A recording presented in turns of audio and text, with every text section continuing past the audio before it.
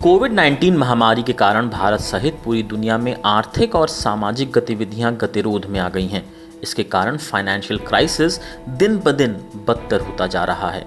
यही कारण है कि संसद के सदस्य, राष्ट्रपति, उपराष्ट्रपति और राज्यों के राज्यपालों ने अपने वेतन का 30% अगले 1 साल के लिए भारत के समेकित कोष में दान कर दिया है।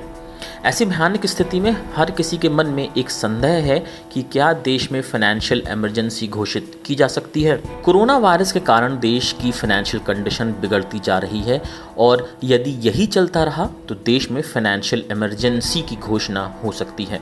हालांकि वित्त मंत्री निर्मला सीतारमण ने फिलहाल इस आशंका से इनकार किया है।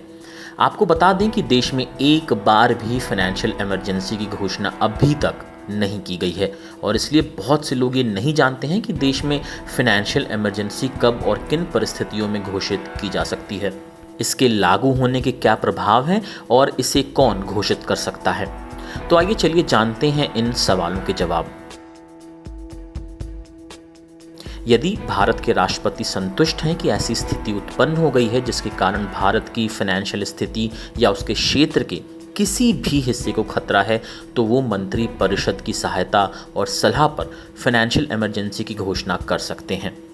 आर्टिकल 360 फाइनेंशियल इमरजेंसी घोषित करने के लिए भारत के राष्ट्रपति को अधिकार देता है, लेकिन ध्यान रखें कि 44th constitutional amendment act of 1978 कहता है कि राष्ट्रपति को संतुष्टि न्यायिक समीक्षा से परे नहीं है। इसका मतलब है कि सुप्रीम कोर्ट फाइनेंशियल इमरजेंसी की घोषणा की समीक्षा कर सकता है। फाइनेंशियल इमरजेंसी की घोषणा को संसद के दोनों सदनों द्वारा अपने मुद्दे की तारीख से 2 महीने के भीतर अनुमोदित किया जाना चाहिए। एक बार संसद के दोनों सदनों द्वारा अनुमोदित किए जाने के बाद वित्तीय आपातकाल अनिश्चित काल तक जारी रहता है। इसका तात्पर्य 2 चीज़ों से है।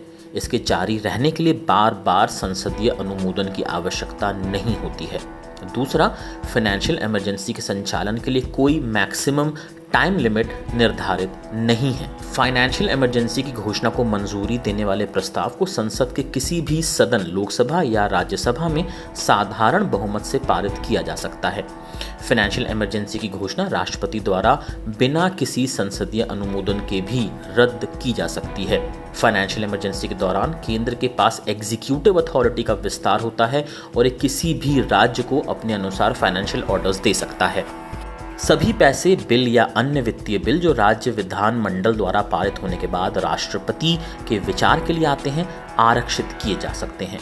राज्य में सेवा करने वाले सभी या किसी भी वर्ग के व्यक्तियों के सैलरी और अलाउंस फाइनेंशियल इमरजेंसी के दौरान कम किया जा सकता है। राष्ट्रपति सैलरीज और अलाउंस में कमी के लिए निर्देश जारी कर सकते हैं।